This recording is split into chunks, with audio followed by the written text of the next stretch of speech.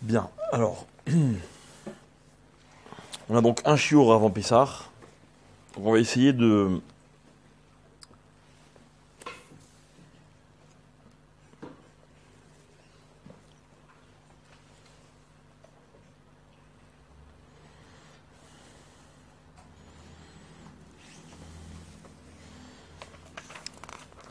On va essayer donc de donner une idée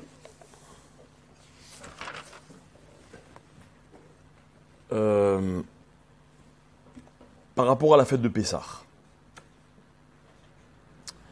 Comme chacun le sait, la fête de Pessah, c'est la naissance du peuple juif. Ok ?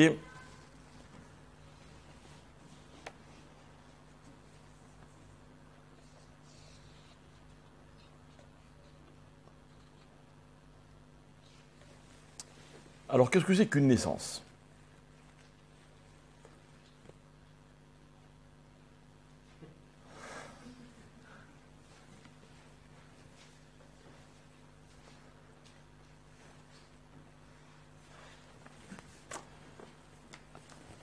Alors, une naissance, c'est donc un événement après lequel quelque chose ou quelqu'un existe, avant lequel cette chose n'existe pas. Ok ? Prenons l'exemple d'un enfant.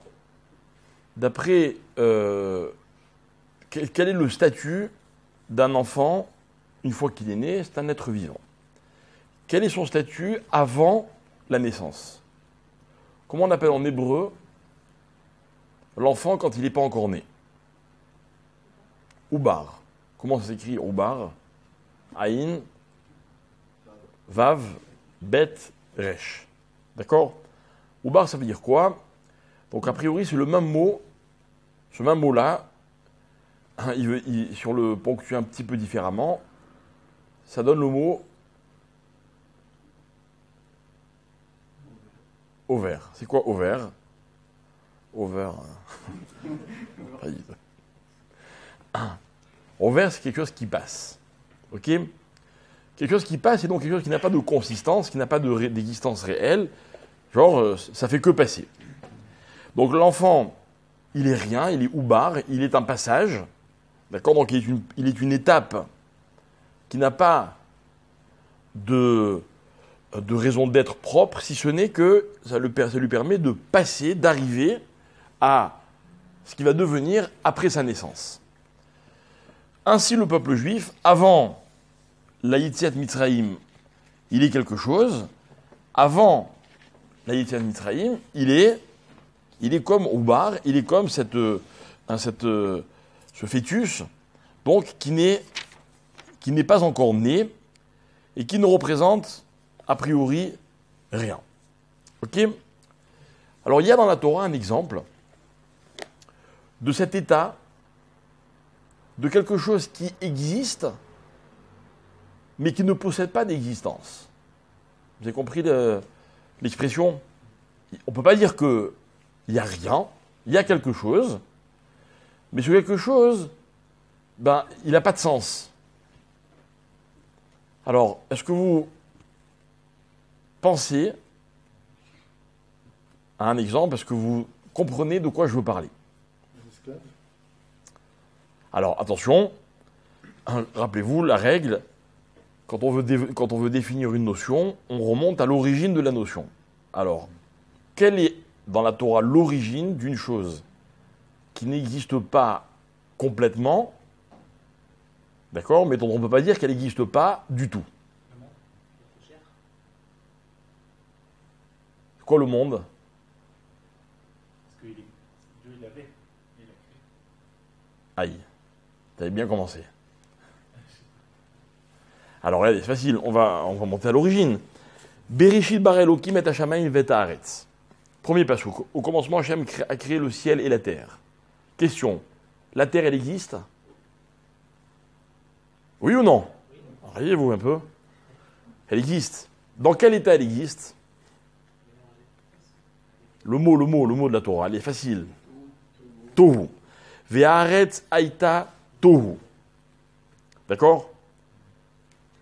Maintenant, juste après, les choses vont commencer à prendre forme. Ok, juste après ce pasouk-là, la Torah me dit, Hachem va commencer à créer lumière, les eaux, les ceci, les cela. Les choses vont commencer à avoir une existence réelle. Mais il y a une étape intermédiaire, c'est un chidouche que la Torah nous enseigne, un des premiers, un état qui s'appelle Tohu. Tohu, c'est la terre.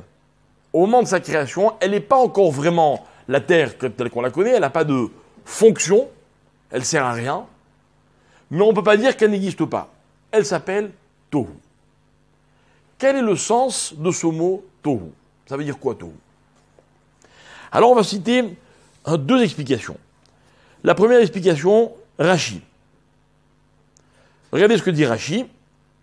Tohu, lachon, tema, ve, shimamon. Ça veut dire shimamon? Non? Alors c'est quoi tema? Étonnement. Ça vous arrive d'être étonné? Sûrement. Vous arrivez quelque part où on vous dit quelque chose et ce qu'on vous dit provoque un trouble. Théma. Vous ne comprenez pas. Vous avez les éléments, vous voyez les choses, mais il manque... on va donner un exemple de ce qui manque, parce que entre autres, il manque cette chose-là. Il manque le chibour entre les choses, vous voyez? Le lien. Moi, je suis au bout du monde, en vacances, tout seul, tranquille, et je vous rencontre. Yo, qu'est-ce qu'il fait là? Je ne comprends pas le rapport. Théma. Un shimamon. Je suis troublé. Ok? Chez Adam, dit Rashi, Tohe ou mishtomem al bohu sheba. L'homme, il est étonné, troublé par le tohu qu'il y a littéralement en elle. Donc ça veut dire comme ça que si vous ou moi, on avait été présent au moment où la terre elle était tohu, on aurait été troublé. On aurait dit tiens c'est bizarre, c'est quoi ces choses-là? Je vois plein de choses mais je ne comprends pas. Je vois Eretz, mais apparemment il n'y a aucune fonction, je ne comprends pas. Je suis perdu. Je suis mishtomem. D'accord? Je suis mishtomem. Le Ramban, il dit autre chose. Le Ramban, il dit, qu'est-ce que c'est que Tohu? C'est un état dans lequel les choses existent. Attention, vous allez reconnaître le mot, on l'a déjà employé plusieurs fois dans nos cours. Les choses existent à l'état de Koach, mais pas à l'état de Poal. Vous connaissez la différence qu'il y a entre Koach et Poal? Koach, en français, c'est en puissance. Ok? Poal, c'est une puissance appliquée. D'accord? Par exemple, quelqu'un est intelligent, mais il ne s'en sert pas. D'accord? Il dispose d'un outil qui s'appelle l'intelligence, mais il ne s'en sert pas. Quel est le statut de cette intelligence? Imaginez, vous êtes son professeur à l'école, à cet enfant. Il est intelligent, mais il ne travaille pas. Il est intelligent ou il n'est pas intelligent? Comment vous allez le définir? Voilà, il faut faire un bulletin à la fin du trimestre. Vous marquez quoi sur le trimestre? Sur le bulletin, pardon. D'accord. Voilà, on va tous passer par là. Ok. Mais, il n'utilise pas ses capacités, ça c'est un commentaire déjà. Ah, ça veut dire quoi le potentiel? Non mais, dites-moi, il est bête ou il est intelligent le gosse? Mais il comprend rien, il connaît rien. Non, il connaît rien, mais il comprend tout. D'où tu sais? Vous avez dit qu'il est intelligent. Ouais, mais j'ai bien dit qu'il avait un résultat médiocre. C'est vous qui me dites qu'il comprend tout. Mais s'il ne suit pas, Il peut être intelligent. alors il l'est ou il n'est pas? Il a le potentiel de comprendre. Mais il est intelligent, mais il a le potentiel de comprendre. D'accord. Donc en fait, il n'est pas intelligent, il possède l'intelligence. Ça n'a rien à voir. C'est la différence qu'il y a entre Koach et Poal. Si cet enfant utilise son intelligence, L'intelligence ne sera plus un koar, elle sera un poal. Ok? Dans la vie, hein, c'est une règle. Disposer de quelque chose n'est pas une valeur. Exploiter un quelque chose transforme cette chose en valeur. J'ai de l'argent, mais je suis radin. Ça reste dans mon compte en banque, je veux que personne n'y touche. Je suis pas riche. J'ai un koar de richesse. Ça vaut rien. Ça n'a pas de valeur. Dites-moi ce que vous faites avec votre argent, et je saurai quelle valeur a cet argent. Et c'est partout, et c'est pareil pour tout. Pour tout. Vous savez, il y a des gens très généreux, d'accord, mais ça reste un potentiel. Ils n'exploitent pas. C'est vrai. Alors, j'ai même envie de dire qu'il n'existe pas de gens qui ne soient pas généreux. Par contre, il y a des gens qui utilisent leur générosité, d'autres qui l'économisent, vous voyez. Ça sert à rien. C'est pas une valeur. Imaginez quelqu'un, il connaît toute la Torah par cœur, mais il ne pratique pas. Écoutez bien, ça ne sert à rien. Vous entendez ce que je dis? Le Gaon de Vilna, il dit une phrase extraordinaire. Il dit, si la Torah, elle était là que pour être étudiée, alors à ce moment-là, il aurait mieux valu que l'enfant reste dans le ventre de sa mère, parce qu'il n'y a pas un moment de la vie dans lequel on étudie mieux la Torah que dans le ventre de sa mère. Donc il y reste. Ah, dès qu'il naît, il va moins bien comprendre la Torah, mais ce qu'il va apprendre, il va pouvoir le mettre en application. De Kohar, on va passer à Poal. Ça, c'est une valeur. Ok? Alors, explique le Ramban. Qu'est-ce que c'est que Tohu? Tohu, c'est quand les choses existent en puissance. Je reprends le verset. Bereshit bara Elokim et hashamayim vet haaretz. Il y avait quoi sur la terre? Réponse, il y avait tout. Il y avait tout. Tout ce que la Torah va décrire pendant les 6 jours de la création existait déjà. Mais, dit le Ramban, à l'état de Kohar. Pour vous et moi, ça ne sert à rien. Le monde n'était pas viable. Pas viable. Vous voyez? C'est un peu comme quelqu'un bourré de qualité, mais par exemple, il ne se marie pas. Non, à quoi elles servent ces qualités? D'accord? Comme la terre au premier jour. À quoi? À rien.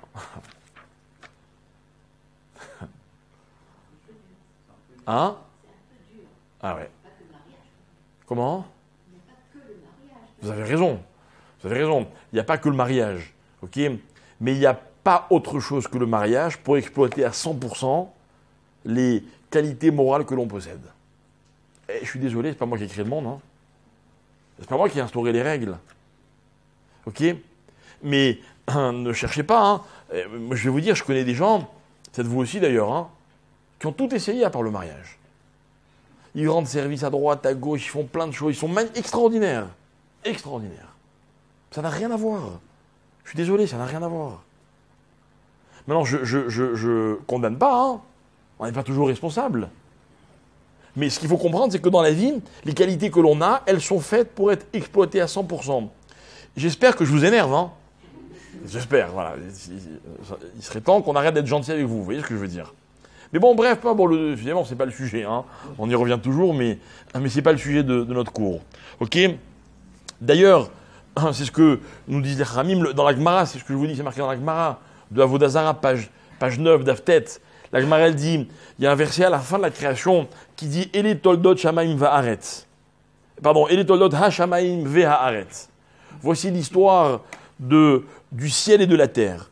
Et la Gemara, elle dit toldot, ça commence avec un tav, ha-shamaim avec un he, ve'ha'aretz avec un vav. C'est quoi l'histoire du ciel et de la terre? C'est tohu. C'est des valeurs qui sont à exploiter. Akadosh Baruch Hu, un jour, il viendra nous dire, bon alors, tout ce que j'ai créé, vous l'avez exploité? Est-ce que vous vous en êtes servi? Non? Alors pourquoi je les ai créés? Rappelez-vous ce texte que je vous ai rapporté un jour qui dit que lorsqu'on va arriver là-haut à 120 ans, on va nous dire, est-ce que tu as goûté à tous les fruits que j'ai créés? Alors attention, on va aller au bout, hein. On va vous dire, par exemple, est-ce que vous avez goûté à tel fruit, je sais pas, peut-être qu'il y a des fruits qu'on ignore, et on va dire, ah ben non, je ne connaissais pas. Alors Hachem va nous dire, mais alors pourquoi je l'ai créé? Je l'ai créé pour que tu le goûtes, pour que tu y goûtes. Hein, parce que si c'est pour que le fruit n'existe que bécoar, ça ne sert à rien. Alors, l'étape qui précède la naissance, dans le microcosme qu'incarne l'être humain, c'est comme le tohu de la création du monde. Alors en fait, tout ça pour dire que quoi? Que le peuple juif, jusqu'au moment de la sortie d'Égypte, il était quoi? Il était tohu. Alors évidemment, la question qui s'impose tout de suite, c'est quoi? Abraham était tohu, Yitzhak était tohu, Yaakov, les 12 tribus. Enfin, c'est quand même des gens qui ont réalisé des choses extraordinaires. Et alors on va se rendre compte que quoi? Que l'histoire du peuple juif, c'est un comme Bereshit bara Elohim, les choses existent, elles existent. Abraham, il existe. Si Abraham incarne la dimension du chesed, donc il était vraiment chesed, a priori il a exploité le chesed. Mais en fait on va se rendre compte, en approfondissant un peu plus, que non. Que en fait, Abraham était chesed, mais c'était sa nature. C'était sa nature. Mais le vrai chesed, mes chers amis, il va devenir un jour une mitzvah. Et la mitzvah, elle propulse l'homme dans une toute autre dimension. La mitzvah, c'est quoi? C'est pas que quelqu'un fasse une chose parce que pour lui c'est naturel. Non. La mitzvah, c'est quand la Torah, elle engage l'homme dans une démarche. Vous savez pourquoi? Parce que c'est une mitzvah. Par exemple, vous aimez les animaux, vous? Qui n'aime pas les animaux ici? Vous n'aimez pas les animaux? Pardon? Alors, attention, je ne vous demande pas de vivre avec eux, d'accord? On peut ne pas aimer vivre avec les animaux, mais qui n'aime pas les animaux? Tout le monde aime les animaux. C'est vrai, les pauvres, ils ont rien fait de mal. Bon, je peux bien qu'on n'aime pas, je sais pas, les araignées ou les scorpions ou les moustiques, des fois, vous voyez, au milieu de la nuit, comme ça. Mais là, c'est le désagrément qui vous dérange. D'accord? Mais l'animal, vous aimez les petits oiseaux, par exemple? C'est mignon, les petits oiseaux, hein? Eh bien, vous savez que la Torah, elle vous dit que si un jour vous apercevez un nid dans lequel il y a des petits oisillons, mais vraiment adorables, hein, tout mignons, eh bien, il faut chasser leur mère, qui c'est celle qui les nourrit. Hein? Vous savez, ils sont mignons, ils lèvent la tête, ils ouvrent leur bec comme ça, et la maman, elle leur met la nourriture dans le bec. Ben, il faut chasser la mère, prendre les oisillons, et vous en faites ce que vous voulez. D'accord? C'est gentil ou c'est méchant? C'est méchant. Ça vous considérez que la Torah, elle vous donne une mitzvah qui consiste à être méchant? Vous avez dit que c'est la Torah. Si, j'ai dit, il y a une mitzvah. A priori, c'est méchant, mais on ne connaît pas toutes les pensées de la Torah. Quoi. Non, non. A priori, c'est méchant. Non. C'est que jusqu'à présent, pour vous, avant de connaître ce genre de mitzvot, la générosité, la gentillesse, c'est un potentiel ou une nature. Mais lorsque la Torah, elle m'indique ce que je dois faire et que j'ai le sentiment que ça va contre ma nature, mais la Torah, elle affirme que c'est ça, la générosité. Alors je comprends le décalage qu'il y a entre le kohar et le poal. Entre une chose qui est en puissance et une chose qui est appliquée, exploitée. C'est comme si demain, vous apercevez, je ne sais pas moi, un père ou une mère en train de punir un enfant. Et vous êtes là et vous dites, mais enfin c'est méchant ce que tu fais. Je ne parle pas de violence ni quoi que ce soit. Non, quelqu'un qui dit à son fils, va dans ta chambre, tu seras puni de dessert. Et le gosse, il attendait le dessert comme un fou. Vous êtes invité chez quelqu'un, l'enfant, pendant tout le repas, il attend le dessert. Puis à un moment, il fait une bêtise, et son père, il lui dit, va dans ta chambre, t'es privé de dessert. Et vous dites, enfin quand même, il est méchant le père. C'est méchant ou c'est gentil?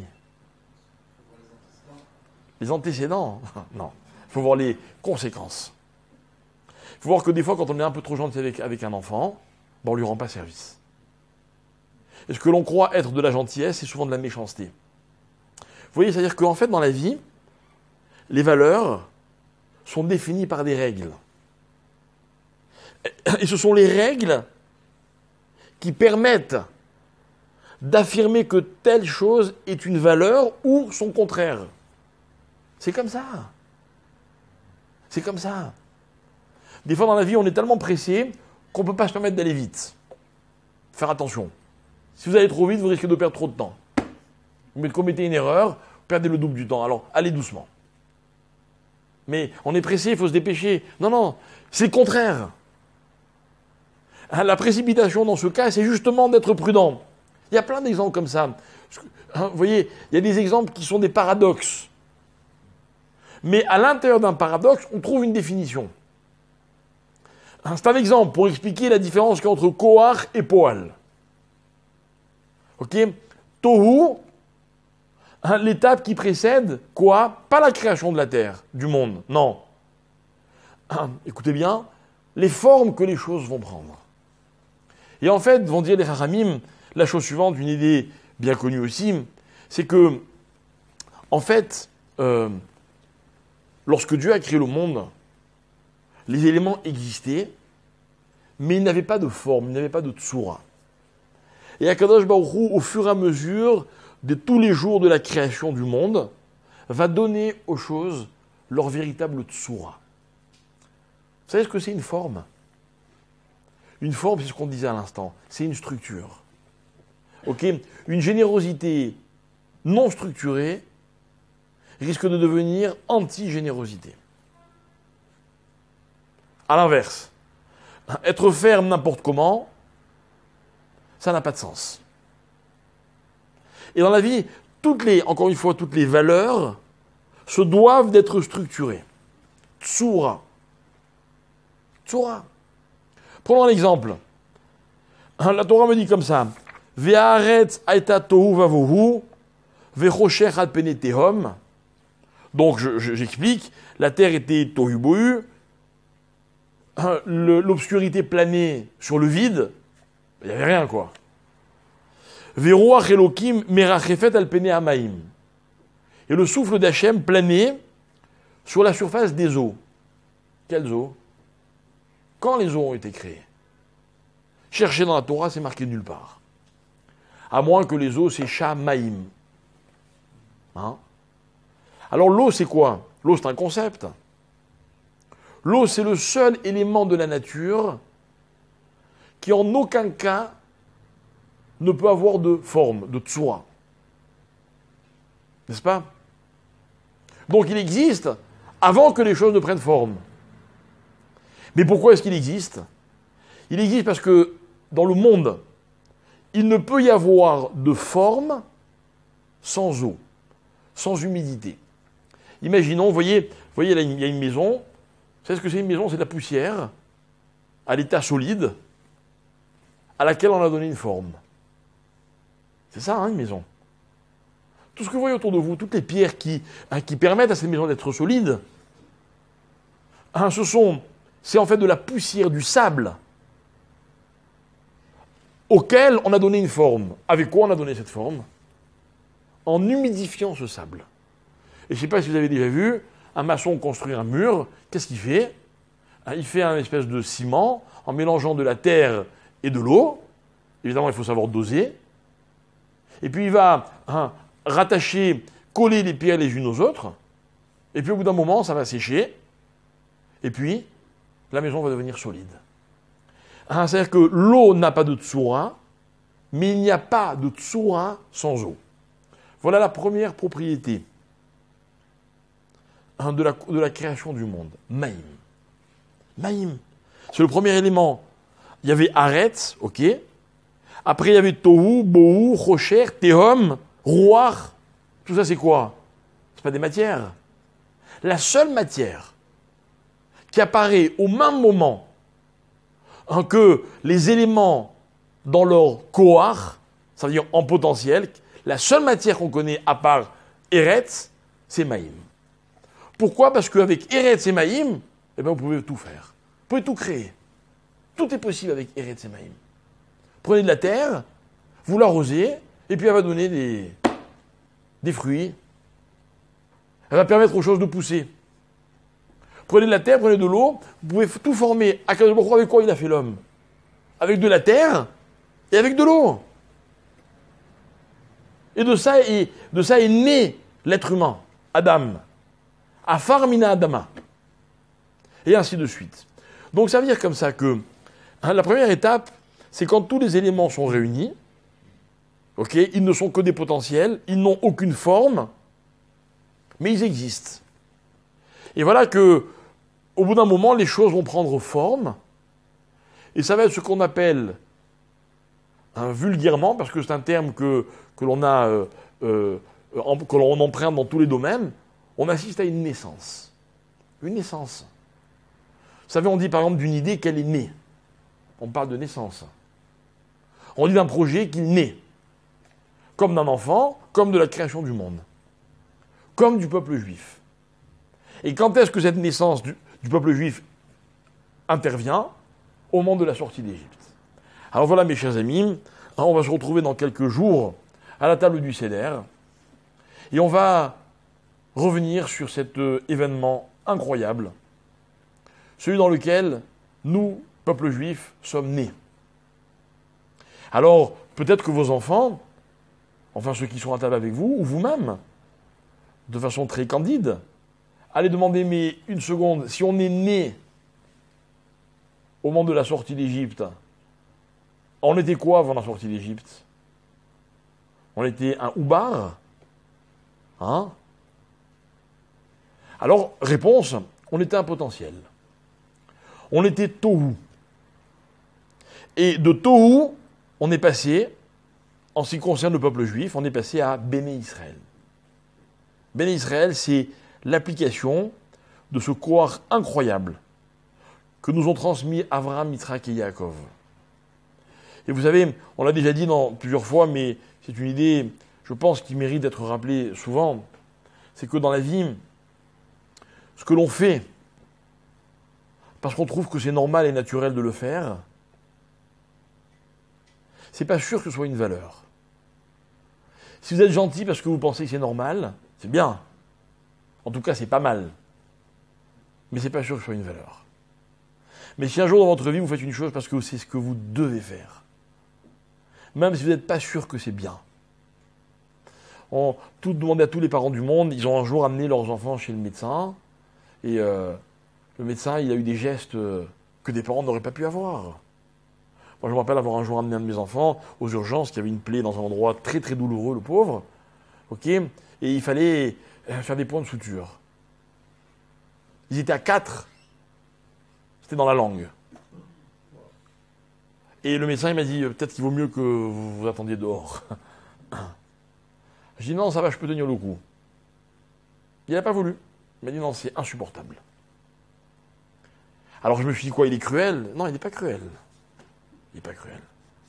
Mais s'il avait été gentil en disant, bon, on ne va pas faire mal à cet enfant, le pauvre, c'est un petit enfant, ben là, il aurait été cruel. Hein, vous comprenez, c'est ça, Tsoura. Tsoura, c'est quand les choses, elles rentrent dans un cadre. Et c'est le cadre qui leur donne leur définition. Vous savez, moi, je me rappelle d'un homme, un monsieur que j'ai connu, un copain à moi, malheureusement, qui avait divorcé. Alors, on parlait de son divorce, et évidemment, elle avait beaucoup de tort, vous voyez, son ancienne femme. Alors, au bout d'un moment, je dis, bon, dis-moi la vérité. C'est pas possible. Toi aussi, tu avais sûrement des torts. Il m'a dit, ah oui, c'est vrai. J'avoue que j'avais des torts. J'avais un grand défaut. Je lui dis, ah bon, c'est lequel? Il me dit, j'étais trop gentil. Sur le coup, je me suis dit, bon, ça veut rien dire, quoi. C'est pas réaliste, c'est exagéré. Mais je vous pose la question, c'est bien d'être trop gentil? Et si c'était un défaut? Et si on pouvait détériorer une relation en étant trop gentil? Alors sincèrement, dans un couple, je sais pas, j'ai un peu de mal à y croire. Mais dans l'exemple que j'ai donné parent-enfant, c'est clair. C'est clair. C'est clair dans la vie, quand on est trop gentil, on ne rend pas service aux autres. On ne rend pas service aux autres. Rappelez-vous l'histoire de la Gemara qui demande Si j'ai une gourde d'eau, je suis dans le désert avec un ami, on est deux, ok, et j'ai tout juste assez d'eau pour arriver au prochain endroit habité, à la prochaine source d'eau. Maintenant, si je bois toute mon eau, j'arrive à destination, mais mon ami meurt. Et si je partage avec lui, il n'y en a aucun des deux qui va arriver à destination. Vous avez compris le cas? D'accord. Vous faites quoi, vous? Faites quoi? Essayons de nous imaginer dans la situation. On va sur la conscience. Comment? On va sur la conscience à mort. Quoi? On va pas sur la conscience. Pourquoi? C'est pas ma faute si moi j'ai de l'eau et lui non. Tu peux donner sa gourde à l'autre, complètement. Ah, tu peux, je t'en prie. Mais qu'est-ce qu'a dit la Torah? Non. Chayecha kodmin. Désolé. Grâcera. La Torah dit pas, elle dit il faut. Voilà. Elle dit ta vie était pas ça. Mais vous faites ce que vous voulez, hein. Mais le cas de la Gemara, c'est pas son enfant. C'est-à-dire que, évidemment, si c'est son enfant, est-ce qu'on peut dire à un parent, non, laisse mourir ton enfant et bois ton eau tranquillement? Je crois que ça ne servirait à rien de le lui dire. Mais oubliez ce cas extrême. On est dans un cas soft, vous voyez. Non, mais vous comprenez le problème qui se pose?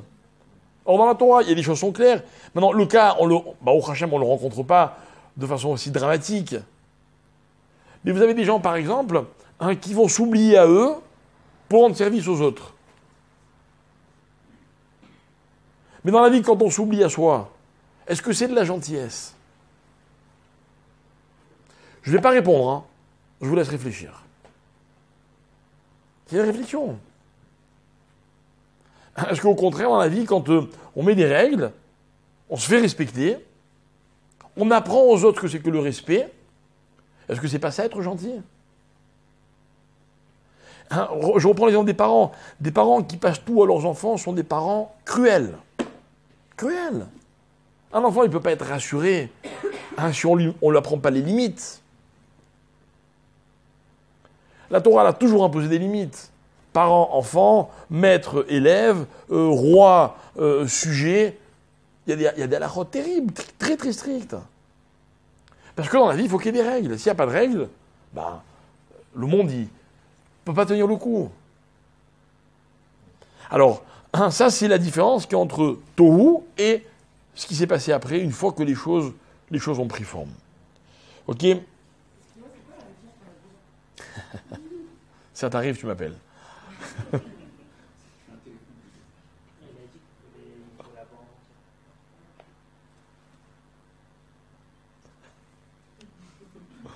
Bien.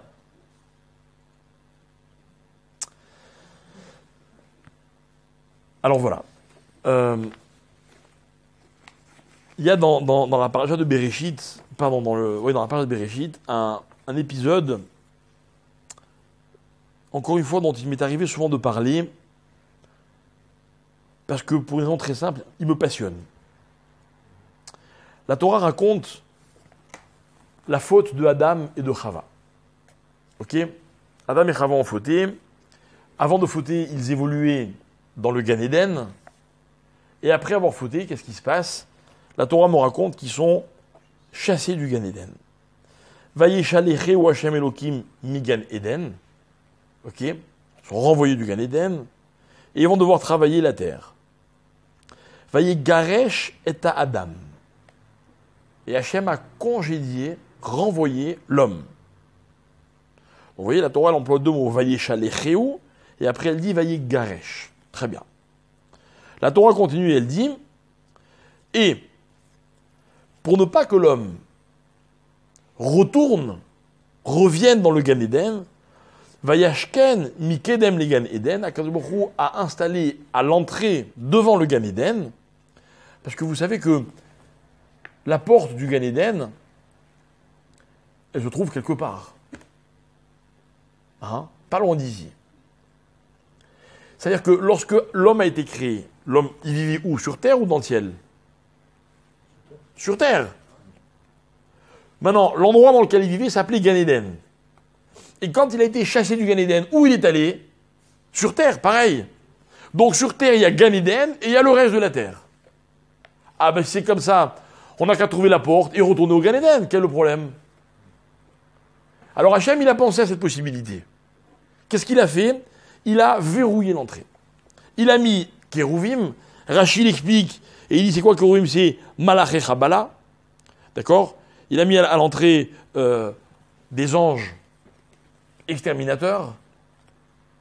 Et il a mis une deuxième chose, je vais être Lahat Acherev Amitapechet. Et il a mis aussi une épée, Cherev, Amitapechet, qui se retourne. Donc on a expliqué que c'est comme une espèce de piège. Il y a une épée, celui qui voudrait franchir le passage, l'épée, elle ferait comme une espèce d'aller-retour. Il y a une lame à double tranchant, ok, il ferait comme ça un aller-retour, et celui qui passerait, il serait découpé par l'épée. D'accord? Et la Torah, elle dit, Vet lahat acherev amitapechet. Il y a donc la lame de l'épée qui se retourne. Bref, il y a un piège qui est infranchissable. Ok? Je réexplique. L'entrée du Gan Eden existe, le passage il existe. Il pourrait être franchi. Mais Akadosh Baruch Hu a mis devant l'entrée du Gan Eden un moyen qui va empêcher les gens de rentrer dans le Gan Eden. Ok? Vous êtes déjà arrivé, par exemple, chez vous à la maison, vous avez oublié la clé. Il n'y a personne à la maison, et vous êtes devant la porte. Et c'est une histoire de fou, quoi. Vous êtes à quelques centimètres de chez vous, vous entendez le téléphone sonner, je sais pas moi, le frigo ronronner, vous ne pouvez pas rentrer. C'est-à-dire que, normalement, vous pouvez rentrer, mais il y a quelque chose qui empêche l'accès à la maison. Très bien. Qu'est-ce que c'est cette chose-là? Alors, il y a ou bien les Kérouvim, des Malachim, bon, on va dire ça, c'est plutôt d'ordre spirituel, et il y a Lahat Acherev Amitapechet, il y a une espèce de cadenas, une espèce de piège qui physiquement empêche l'homme de rentrer. Ok? Alors, la réflexion, elle va porter sur le mot Lahat. C'est quoi Lahat? Lahat, donc moi j'ai traduit la lame, mais en fait Lahat, c'est pas une lame. Comment on dit une lame en hébreu? Vous savez pas? On dit Lahav. Mais le mot Lahat, c'est très bizarre. Pourquoi on emploie le mot Lahat? Alors, Rachid dit Cherev Mitapechet, Lahat le Ayem Alav Milikanes, etc. Alors, le mot Lahat, pour le définir, qu'est-ce qu'on va faire? On va essayer de le chercher dans la Torah, ailleurs, dans un autre contexte, pour voir qu'est-ce qu'il veut dire ailleurs. Alors, où est-ce qu'on trouve ce mot ailleurs dans la Torah? Quoi? Hein?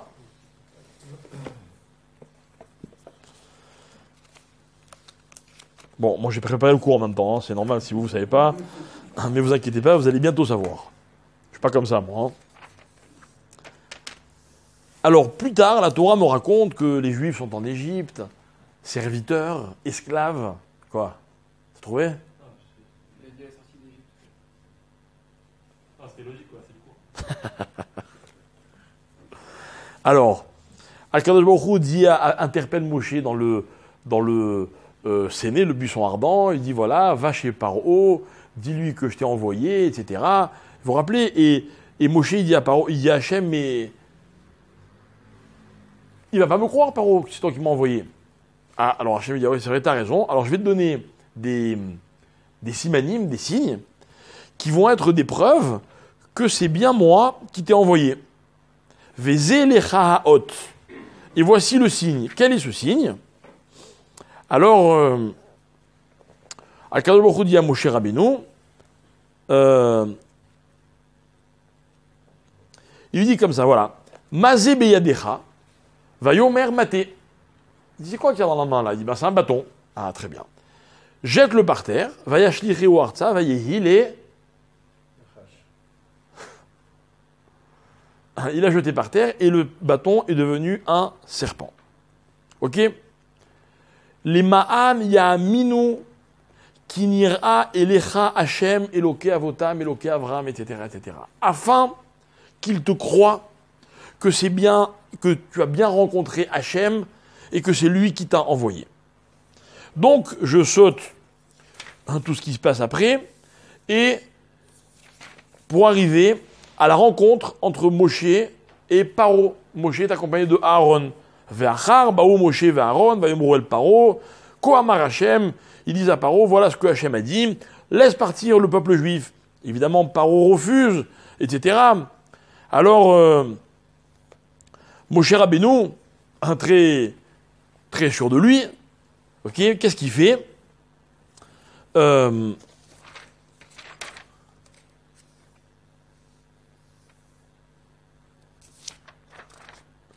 Il lui dit, mais attention, j'ai une preuve que c'est bien Hachem qui m'envoie.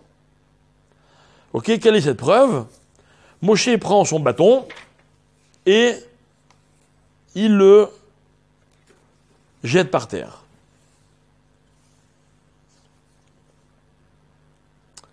Vayashler Aaron et Mathéou, l'ifne paro, donc là c'est Aaron qui intervient pour un certain nombre de raisons. Vayehi les tanines. Et il devient un serpent. Pourquoi on l'appelle Tanin, la Nachash, peu importe. Très bien, alors Paro se met à rire. Il dit, ah, c'est ça ton miracle? Ça ta preuve. Vaikra gam Paro la chachamim vela mechashefim. Alors Paro appelle ses sages et ses mechashfim. On va voir ce que c'est les mechashfim.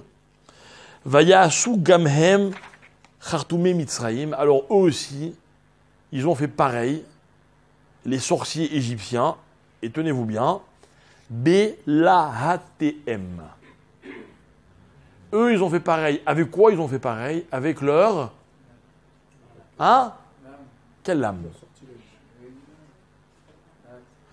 Il a jeté quoi, Moshe? Par terre? Un bâton. Eux, ils ont fait pareil. Avec quoi? Avec leur bâton. Et voilà que le mot Lahatm, dans ce passage, qu'est-ce qu'il veut dire? Un bâton. Incroyable. Tout à l'heure, c'était la lame de l'épée. Et maintenant, c'est le bâton des Égyptiens. Vous avez dit que c'était pas la lettre, c'est la Hav et la Hat.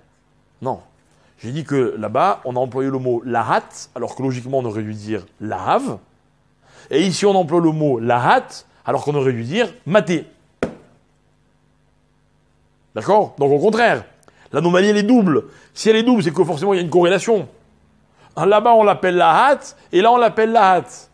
Une fois, ça veut dire la lame, et une fois, ça veut dire le serpent. Quel rapport? Bâton. Quel rapport?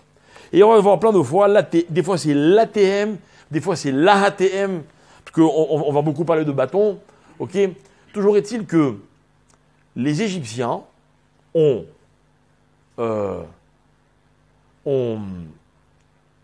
contrecarré la démarche de Moshe, en disant il n'y a pas que toi qui peux le faire, c'est pas un miracle, nous aussi on peut le faire. D'accord? Maintenant, mettez-vous à la place de Moshe, c'est terrible. C'est terrible. Moshe, il vient confiant, parce qu'Hachem lui dit, t'inquiète pas, je vais te donner un miracle, ils ne pourront pas en douter. Et voilà que les sorciers font la même chose. Terrible. Terrible.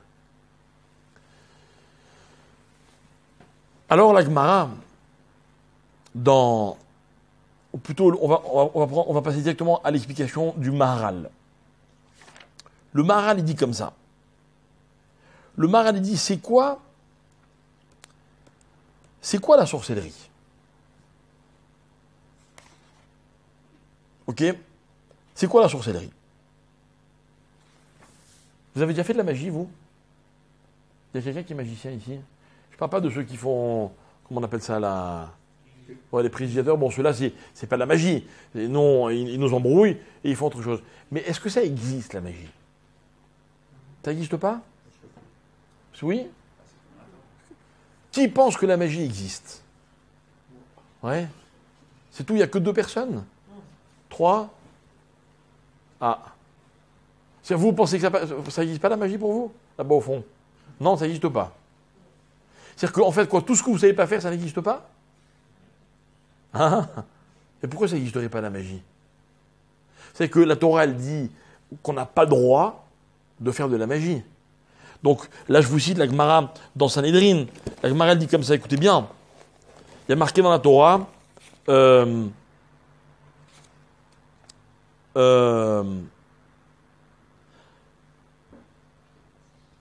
Torah, elle parle de Machashefa. Machashefa, c'est une sorcière.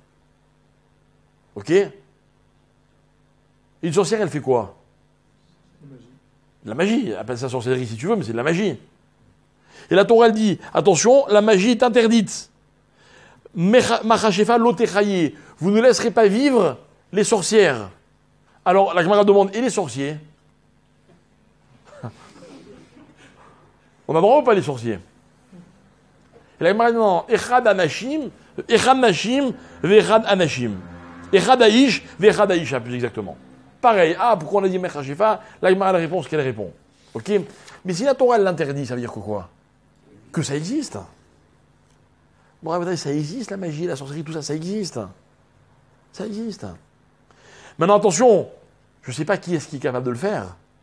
Je ne sais même pas s'il existe des gens qui savent faire de la vraie magie. Mais vous savez quoi? Écoutez bien.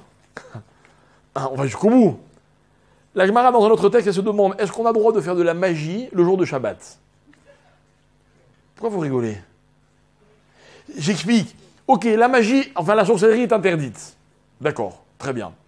Mais est-ce que celui qui fait la sorcellerie Shabbat, ça s'appelle qu'il est Mechalel Shabbat ou pas? Vous avez compris ma question? C'est est-ce qu'il est non seulement sorcier, mais en plus il a quand il fait Shabbat ou non, il est que sorcier? Bonne question. Enfin, bonne question, bonne observation. A priori, c'est pas dans les 39 Mélachot. Eh bien, les Ramim disent oui. Oui. Vous savez pourquoi? Parce que c'est créé. Pourquoi c'est créé? Parce que par définition, la sorcellerie, c'est ce que dit le Maharal, il dit c'est l'apparition de quelque chose qui est hors du cédère du monde. Donc c'est une création. J'ai envie de dire, il n'y a pas plus créé que ça. Il n'y a pas plus créé que ça. Regardez, mes chers amis, venez, on analyse l'histoire. Il y a un bâton. On le jette par terre, il devient un serpent. Il était où le serpent avant? Alors si c'est Moshe Rabbeinu, c'est un S. Hachem, il fait ce qu'il veut. Un bâton, il peut le transformer en ce qu'il veut. Mais les sorciers égyptiens, ils ont fait quoi? Est-ce qu'ils ont fait des serpents, oui ou non? Je reprends le verset. Vayaasu gamhem chartoumé mitzrayim belatehem ken. Ils ont fait exactement la même chose que Moshe. Ils ont créé des serpents qui n'existaient pas. Ne me dites pas que ça n'existe pas, la sorcellerie et la magie. Je suis désolé. Ça existe. Ça existe. Il y a des gens qui croient un peu n'importe comment. Hein. Des gens qui vous disent, ah oui, quelqu'un m'a jeté un sort. Très sérieusement, hein. Moi j'ai été confronté à ça plusieurs fois. Plusieurs fois. Il y a un jour une dame qui m'appelle, la mère d'un ami à moi. Son fils était marié avec une fille, et puis ça se passait très très mal, et elle me dit voilà, la mère de ma belle-fille, elle fait de la sorcellerie. Et depuis qu'elle est venue chez moi à la maison, je ne sais pas ce qu'elle a fait, mais j'ai que des machins, etc. Bon, ok. Mais le problème, c'est que je ne peux pas lui dire, mais non madame, ça n'existe pas. Ça existe. C'est une Yetzira. C'est Assour Shabbat. Indépendamment du fait que la sorcellerie est une interdiction. C'est intéressant quand même. Alors ils ont fait quoi ces sorciers-là? Vous savez ce qu'ils ont fait? C'est bien. Ils ont mis devant Moshe Rabbeinu la chose qui est censée empêcher l'homme de retourner dans le Gan Eden. Vous donnez le raisonnement ou pas? L'homme était dans le Gan Eden, il a fauté, on l'a chassé. Pourquoi l'homme il n'est plus dans le Gan Eden? À cause de la faute. Très bien. Maintenant l'homme il veut retourner dans le Gan Eden. Qu'est-ce qu'il fait Hachem? Il installe un lahat. Et ce lahat, c'est la porte fermée qui empêche le passage vers le Gan Eden. Eh bien, ce même objet-là, évidemment ce n'est pas un objet physique, mais cette même chose a été reproduite par les sorciers égyptiens lorsqu'ils ont jeté leur bâton qui est devenu un serpent. C'est quoi ça? De quoi on parle? De quoi on parle? C'est pas la sorcellerie qui empêche Adam de revenir dans le Gan Eden. C'est quoi? C'est la Avera. C'est la faute qui a empêché, qui a chassé, qui a provoqué que l'homme ne puisse plus rester dans le Gan Eden. Alors quel rapport entre la faute et le lahat? Quel rapport entre la faute et le bâton qui devient un serpent? Vous comprenez? Mais tous ces éléments-là, ils sont liés. Qu'est-ce qui les relie? Qu'est-ce qui les relie? Alors écoutez bien. Et je vais vous proposer une explication. Ok? Cette explication, mes chers amis, je la tiens de mon maître, le Rav Moshe Shapira, la Vachalom. Enfin, je vous dis ce que j'ai compris de son enseignement. Ok? Et pour cela, je vais donner un petit exemple. Vous savez que lahat, ça désigne aussi quelque chose, ça désigne plein de choses. Par exemple, lahat, on le trouve dans un verset du livre de Ruth. Ruth. Là-bas, il y a marqué Vatavo. Ah non, pardon, là-bas c'est lat, c'est pas lahat. D'accord? Et en fait, tout à l'heure je vous ai dit que dans la paracha de Vaïra, les bâtons égyptiens, des sorciers égyptiens, des fois on les appelle latehem et des fois lahatehem. Mais c'est les mêmes bâtons. Bref. Et en fait quoi? En fait, mes amis, écoutez bien. Dans le monde, regardez, je survole le sujet. Je survole le sujet, mais je pense que c'est intéressant. Vous prenez ce que vous pouvez. Comme moi, je vous dis ce que je peux vous dire. Dans ce que je suis capable et pas plus. Dans le monde, il y a des choses cachées. Des choses cachées qui font que, par exemple, si je vous demande est-ce qu'elles existent, vous allez me dire non. Vous m'avez dit tout à l'heure, la magie, ça n'existe pas. Pourquoi? Pourquoi vous m'avez dit ça? Moi, je sais pourquoi vous m'avez dit ça. Parce que vous n'avez jamais vu de magie. Moi non plus. Si c'est pas que c'était écrit, je n'aurais jamais dit que la magie existait. J'ai jamais vu de magie. J'aimerais bien en voir, mais jamais vu. D'accord? Bien. Dans le monde, il y a des choses cachées. Lat, sans le hé, c'est quelque chose qui est caché. Suivez-moi bien. Là-bas, le pasouk à propos de Ruth nous raconte comme ça. Vatavo belat, vatagel margelotav. Ruth, une histoire un peu bizarre. Elle est allée chez Boaz, je ne sais pas si vous vous rappelez l'histoire. Ok? Et d'après ce qu'il semblerait nous être raconté, elle est rentrée dans sa chambre, là où il dormait sur son lit. Mais le pasteur, il emploie un mot, une expression bizarre. Vatavo belat, c'est quoi belat? Rachid dit caché. Vatagel margelotav, elle a découvert margelotav. Là aussi, on est dans un petit mystère. Bref, peu importe. Donc, il y a quelque chose qu'elle a montré, quelque chose qui était caché. En d'autres termes, elle s'est montrée tout en restant tsniout. C'est Ruth, c'est un personnage exceptionnel. Et en fait, qu'est-ce qu'on voit de là? On voit que dans la vie, il y a des choses qui sont cachées. Elles existent. Mais, comme tout ce qui est caché, retenez ce que je vais vous dire, elles ne sont pas prises en compte. C'est vrai. Vous savez, dans la vie, le meilleur moyen de ne pas avoir de soucis, c'est de ne pas savoir. C'est vrai. C'est vrai. Combien de fois il vous est arrivé qu'on vous raconte des choses et vous êtes très embêté de les savoir? Ah purée, pourquoi tu me l'as dit? Maintenant que tu me l'as dit, il faut que j'en tienne compte. C'est vrai. C'est l'une des raisons pour lesquelles le Lachon Hara, c'est destructeur. Le Lachon Hara, il détruit celui qui l'entend aussi.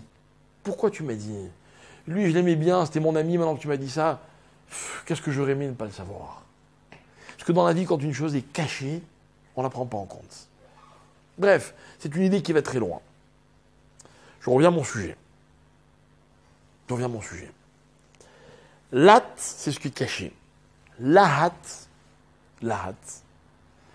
c'est un terme que l'on retrouve également pour désigner la flamme. Flamme. Bâton, flamme, épée.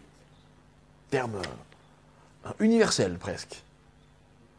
Ok, j'ai pas le poste sous les yeux, je l'avais préparé, je l'ai oublié, ok, dans mon bureau, mais il y a des psukim où on voit que lahat, ça désigne quelque chose qui éclaire.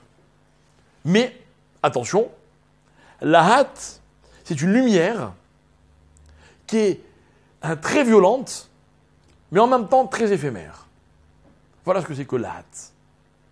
Lahat, c'est, imaginez quelque chose qui tout d'un coup, hop, brille très fort et il disparaît. D'ailleurs, vous savez, il y a un mot en hébreu moderne. Quoi? Shalehevet, bravo, mais hein, c'est lahav, ça. Shalehevet, d'accord? Non, il y a un mot en hébreu moderne qui est le mot laït. Vous savez ce que c'est un laït? C'est quoi un laït? Hein? J'entends pas. T'as peur? Laït. Par exemple, il y a des musiques qu'on appelle des laïts. Ok, en français, une musique qu'on appelle en hébreu laït, c'est en français c'est un tube. C'est ce que c'est un tube? C'est quoi un tube? Quelque chose qui a du succès. Quelque chose qui a du succès. Mais combien de temps il a du succès le tube? Pas longtemps. Comment? Un laps de temps. Voilà. Et si ça dure longtemps, c'est plus un tube, c'est un classique. C'est vrai. C'est plus un laït. C'est un classique. Par exemple, en hébreu, on dit de la mode qu'elle est laït. Vous rentrez dans un magasin, ah, c'est super à la mode. On va vous dire, c'est laït. Genre, c'est un succès fou. Vous revenez 15 jours après, hein, ça y est, la mode, elle est passée. D'accord? Vous vous rappelez, comment s'appelaient ces petits trucs là, avec des roues hein? Spinner. C'était un laït. Ça a duré quelques semaines. C'était une folie dans le monde entier. On n'a pas compris pourquoi. OK? Et puis ça a disparu. OK? Tous ceux qui ont investi dans les spinners, ils sont avec des stocks. OK? Bref. Ça, c'est laït. Laït, c'est une chose qui apparaît. Quand c'est une lumière, elle est très puissante, mais elle disparaît très vite. Par exemple, les Rachamim nous disent que le contraire de laït, écoutez bien parce que moi je trouve ça hyper intéressant. Le contraire de laït, c'est oneg. C'est ce que c'est oneg? Oneg, par exemple, le Shabbat, on dit oneg Shabbat. Pourquoi? Parce que le oneg est un plaisir paisible. Le Shabbat, on prend son temps.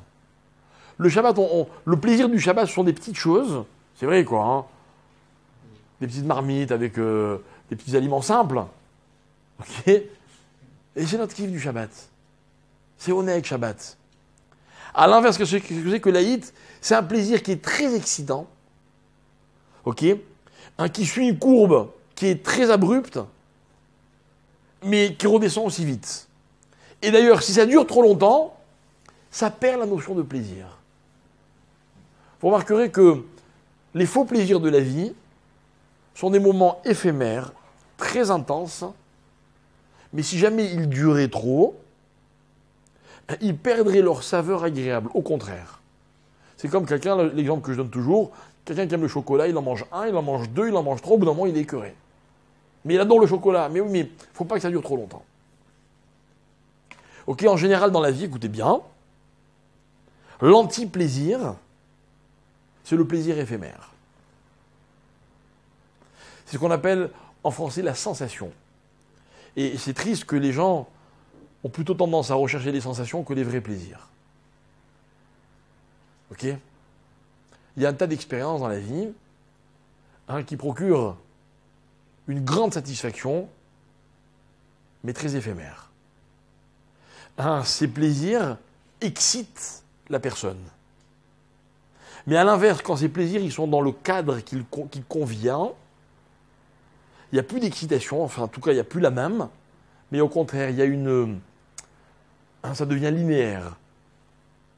Mais c'est un plaisir qui est réel, il dure. Ok? Laït et oneg. Maintenant, en termes de flamme, d'éclairage, le contraire de lahat, écoutez ce que disent les Rachamim, c'est or. Or, c'est quoi? Or, c'est une lumière, une vraie lumière. Elle éclaire, elle n'éblouit pas, elle permet de voir et elle dure. Le laït, il est beaucoup plus puissant, mais il éblouit. Et puis en plus, il disparaît très vite. Je ne sais pas, j'imagine que ça vous est arrivé quand on est à la montagne ou en pleine campagne et qu'il fait nuit et tout d'un coup il y a un éclair. Vous voyez, ça dure une fraction de seconde. Vous voyez tout pendant un tout petit laps de temps et ça disparaît tout de suite. Ça, c'est l'Aït. Ok? Écoutez bien. Les Khamim vont nous dire comme ça, la différence qu'il y a entre Moshe Rabbeinu et les sorciers égyptiens, c'est quoi? Les sorciers, ils vont présenter ce qui s'appelle l'Aït, l'Ahat. Ok, le sorcier, regardez comment ça se passe.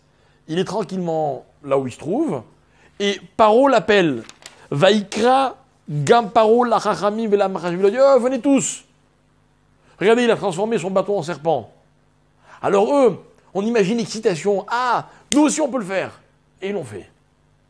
Le problème, c'est que juste après que me raconte la Torah, que le serpent de Moshe, le bâton de Moshe a mangé des serpents des Égyptiens. C'est-à-dire quoi? C'est-à-dire que quand eux ont terminé d'exister, le nôtre, il est encore en train de les manger. Je reviens sur mon idée du plaisir. Le plaisir intense, celui qui excite, le frisson, il se nourrit, il s'alimente de son côté éphémère. Il est très intense, il monte très très fort, ok? Mais attention, s'il dure, il perd toute son intensité. Donc c'est sa destruction qui l'alimente. Voilà ce que c'est que l'Aït, l'Ahat. Il y a des gens dans la vie, vous pouvez les exciter et vous leur faites faire n'importe quoi. Moi, je connais des gens, par exemple, qui sont devenus religieux parce qu'on les a excités. Vous allez encore dire que je suis très dur, et j'assume. Mais méfiez-vous. Méfiez-vous. Vous savez, dans la vie, la Torah, c'est un engagement qui ne doit pas être ni éphémère, ni le résultat d'une excitation. On ne fait pas de la Torah à sensation.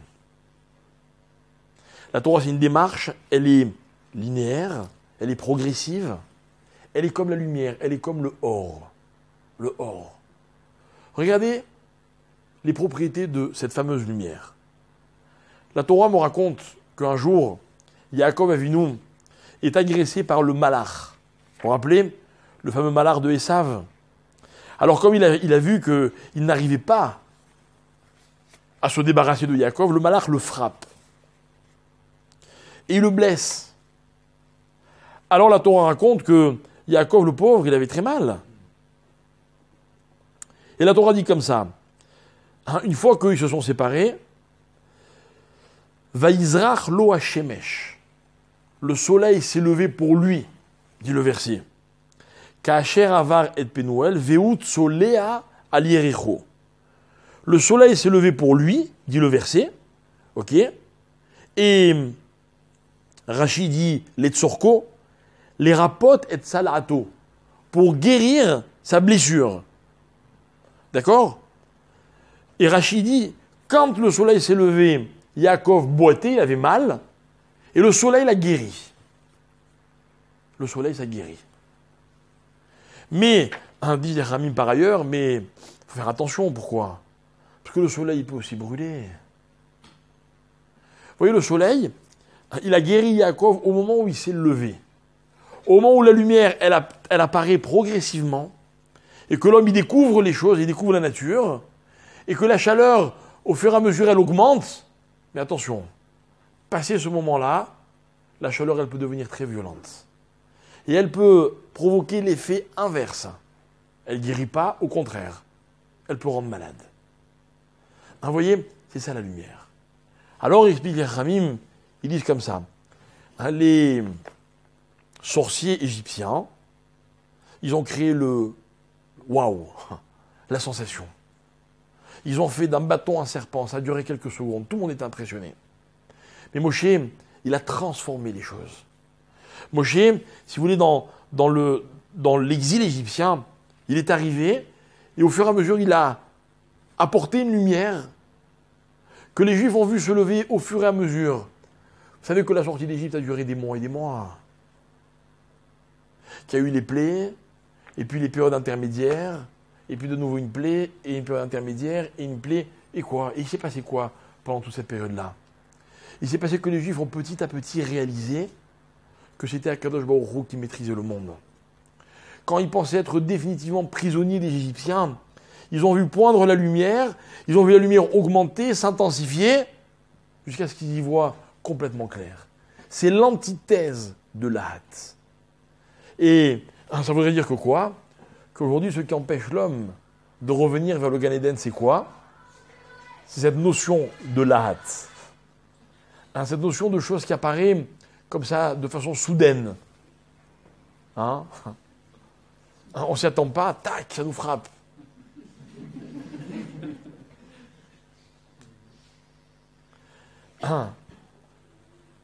Et écoutez bien, c'est la définition de la faute. C'est quoi une faute? Prenons l'exemple de Adam, la première fois de l'histoire. Je vous pose une question. Est-ce que, d'après vous, Adam avait l'intention de fauter lorsque Dieu lui dit « Attention, tu manges tous les arbres que tu veux, mais pas celui-là ». Il avait l'intention de fauter? Il n'avait pas l'intention de fauter. Et il s'est passé quoi? Que Adam et Chava se sont rendus compte que l'arbre en question, il était beau. Nechmad le mar'e vetov le ma'achal. Il paraissait beau à voir et il paraissait bon à manger avant qu'on y goûte. Et donc ça a provoqué chez eux un frisson, une excitation pour reprendre mon terme. Et ils n'ont pas pu résister. Alors Akadosh leur a dit, alors si c'est comme ça, vous ne pouvez pas rester dans le Gan Eden. Parce que le Gan Eden, c'est le contraire. C'est les choses qui sont stables, qui sont définitives.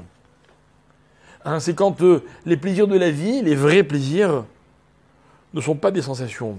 Vous aimez les vacances, vous? Tout le monde aime les vacances. Pourtant, elles ne durent pas les vacances. Pourtant, la plupart des gens, pour ne pas dire tous ceux qui aiment les vacances, ne pourraient pas passer leur vie en vacances. Pas possible. Pas possible. Voilà pourquoi je n'ai pas peur de me tromper en disant que le vrai plaisir de la vie, ce n'est pas pendant les vacances. C'est le reste du temps. Les vacances, c'est sympa, ça détend, c'est agréable, je ne dis pas le contraire. Mais c'est pas ça la vie. Il y a des gens, on en connaît parce qu'on vient de là-bas, qui vivent toute l'année pour les vacances. Chez nous, les Juifs, c'est pas comme ça. D'ailleurs, en Israël, il y a très peu de vacances. On ne vit pas pour les vacances. Chez nous, on kiffe tous les jours. De façon différente. Oui, je sais, ça vous manque un peu de temps en temps de prendre un mois de vacances. Je vous avais raconté qu'un jour, j'étais chez un médecin qui me disait, vous savez, il faut vous reposer. Alors moi, j'ai voulu un peu... Je ne m'attendais pas à sa réponse. Je dis, mais docteur, c'est quoi pour vous se reposer? Il m'a dit, je vais vous dire. C'est 30 jours d'affilée sans rien faire. Je dis, docteur, oubliez, chez nous, c'est pas possible. Ça n'existe pas chez nous. Nous, même en vacances, on va à la tfila, il y a le Shabbat à préparer, il y a mincha, il faut courir, il y a ceci. Et encore, je ne dis pas quand on a des enfants, machin, etc. Ça n'existe pas. On est plus fatigué que les autres? On n'est pas plus fatigué que les autres. Je pense au contraire qu'on a plus d'énergie. C'est une énergie qui est constante. Constante. Vous voyez?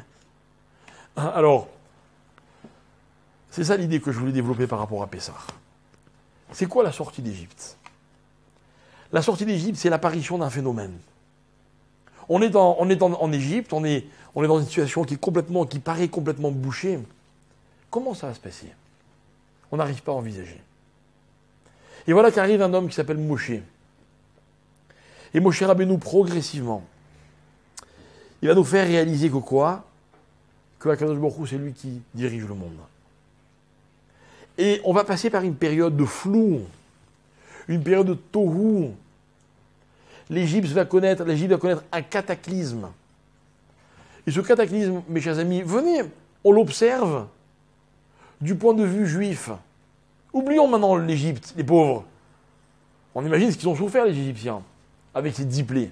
Mais les Juifs, vous vous rendez compte ce qu'ils ont passé? Un coup, on leur dit, bon, c'est bon, vous pouvez y aller, vous êtes libres.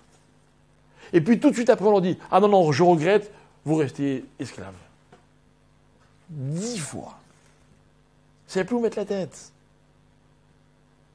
Ça veut dire quoi? Ça veut dire que, paradoxalement, la liberté était à portée de leurs mains, et en même temps, elle était inaccessible.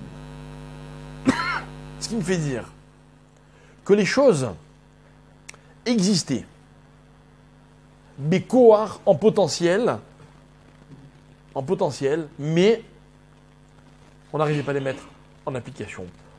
On n'arrivait pas à les exploiter. Regardez, je vais un peu schématiser. Vous savez ce que c'est pour moi la sortie d'Égypte? C'est la liberté. La liberté que nous contenons tous. On a tous en nous cette liberté. Mais regardez autour de vous, il y a des gens qui savent exploiter cette liberté, et il y a des gens qui n'arrivent pas à l'exploiter. C'est vrai. C'est vrai. Je vais vous donner un petit exemple. On est constamment conditionné, par exemple, par le regard des autres. Terrible. Terrible. On n'est pas libre. On n'est pas libre. Moi, je connais plein de juifs, les pauvres, qui habitent en France, qui n'osent pas se balader avec une kippa sur la tête. Enfin, ils font ce qu'ils veulent. La France est un pays démocratique. C'est pas qu'ils ont peur de se faire agresser, hein. Non, je ne parle pas de cela. Mais vous comprenez, c'est mal vu.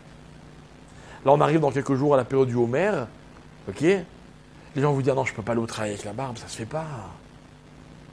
Ils ne sont pas libres. Ils ne sont pas libres. Attention, en Israël, c'est pas non plus très simple, hein. Pas non plus très simple.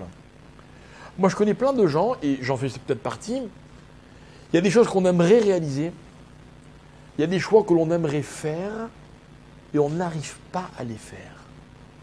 Alors oui, j'ai été dur tout à l'heure. J'ai parlé du mariage. Encore une fois, c'est mon exemple favori, vous le savez. Tous les célibataires que je connaisse aimeraient se marier. Ouais. Mais ils n'arrivent pas. Et ils vont vous raconter que c'est parce qu'ils n'ont pas rencontré le bon ou la bonne. Je la connais par cœur, l'excuse. Je connais même des couples qui se sont mariés, et puis je dis, on s'est trompé, c'était pas le bon.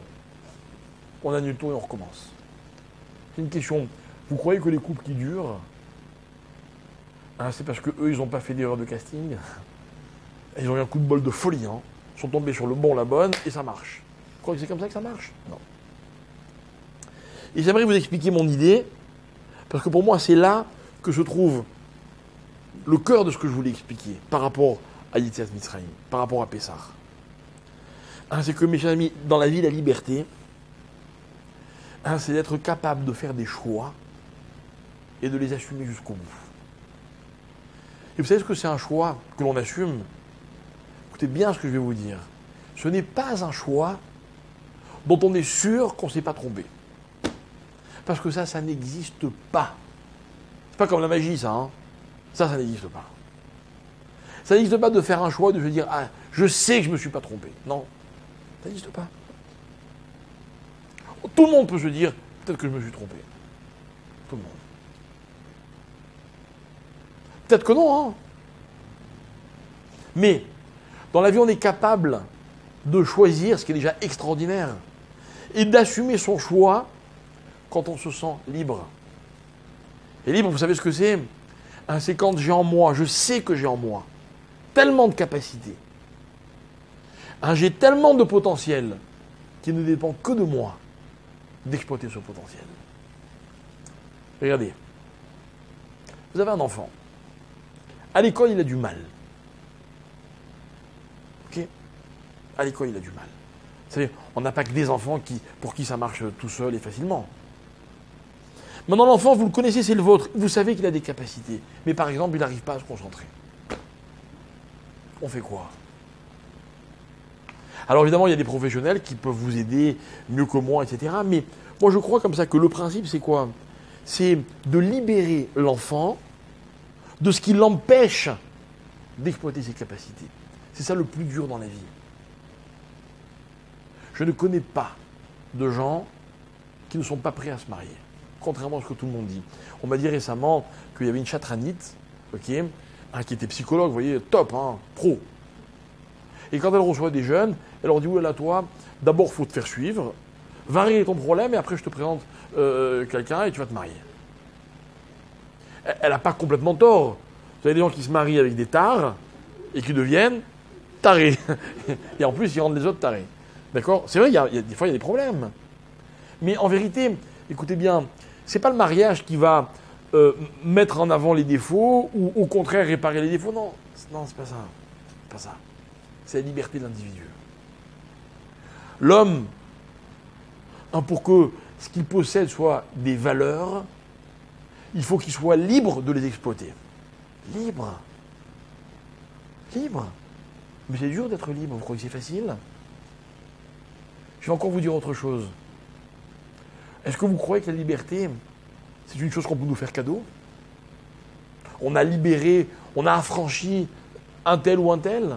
Pourquoi nous les Juifs? On nous a libérés. Vous voulez que je vous remette dans le contexte? On est à la veille de la sortie d'Égypte. Akadosh Baruch Hu vient nous dire, bon, alors, vous allez sortir d'Égypte. Alors, mitzvah Aleph, mitzvah Bet, mitzvah Gimel, mitzvah... Il nous a chargé tout de suite. Tout de suite. Pourquoi? Pour nous dire, voilà, en faisant les mitzvot, vous allez vous découvrir des capacités que vous ignorez. Et c'est là que vous allez devenir libre.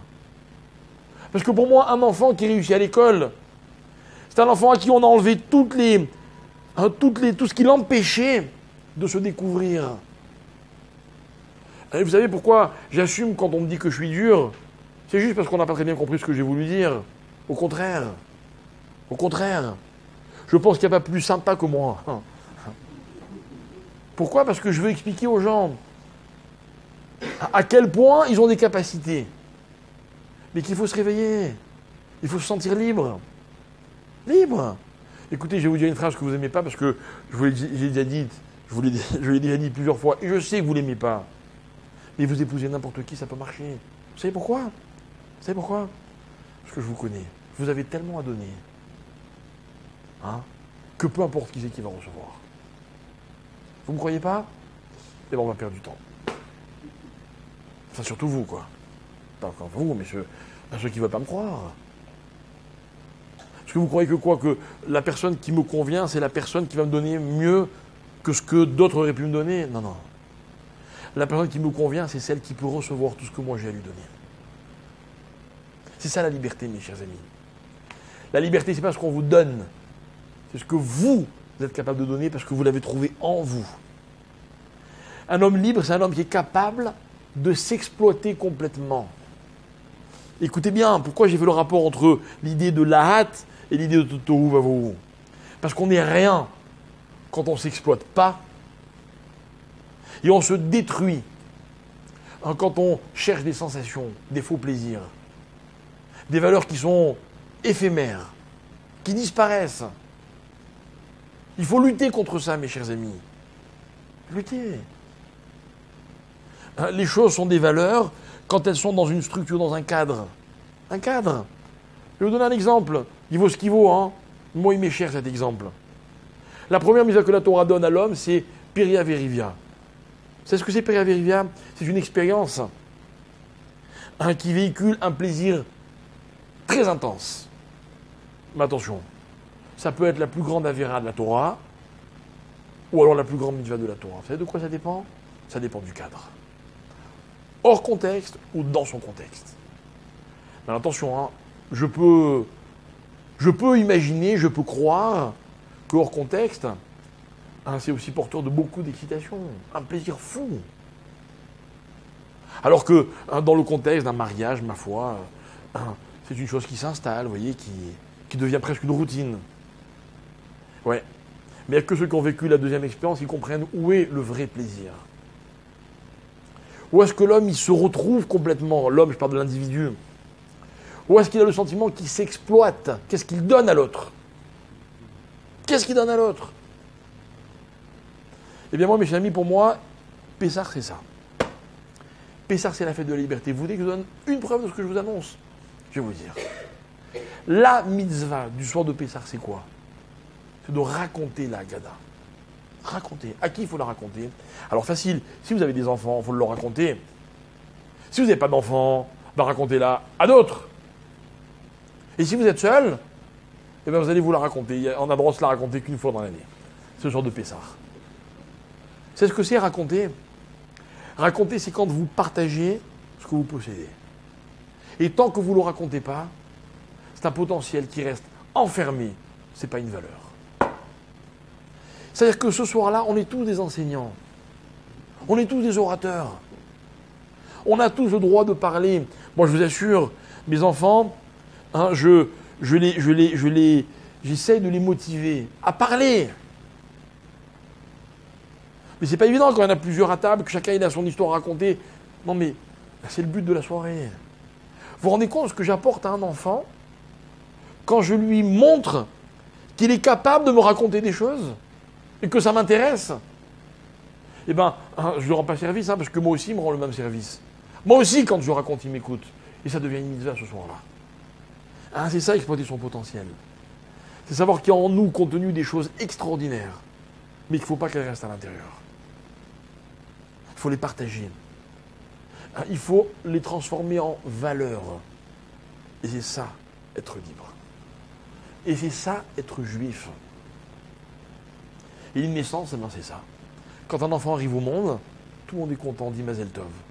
Et moi, vous savez, ce que j'ai toujours trouvé ça très extraordinaire, c'est que l'enfant, quand il arrive au monde, il n'a encore rien fait qu'il a déjà fait plaisir à tout le monde. Je vous assure, moi, quand j'ai eu mon premier enfant, j'étais fou de reconnaissance à son égard. Je me rappelle, je me suis fait cette réflexion, je me dis, c'est quand même incroyable. Il n'a rien fait, il m'a rendu heureux. Magnifique. C'est-à-dire qu'il n'y a déjà plus un potentiel, c'est devenu une réalité.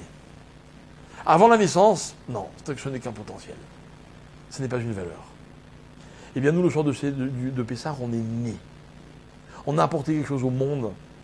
On est capable de s'apporter les uns les autres, de se raconter des choses. Et on est capable, à travers ça, de se découvrir. Et c'est ce que je voulais vous souhaiter.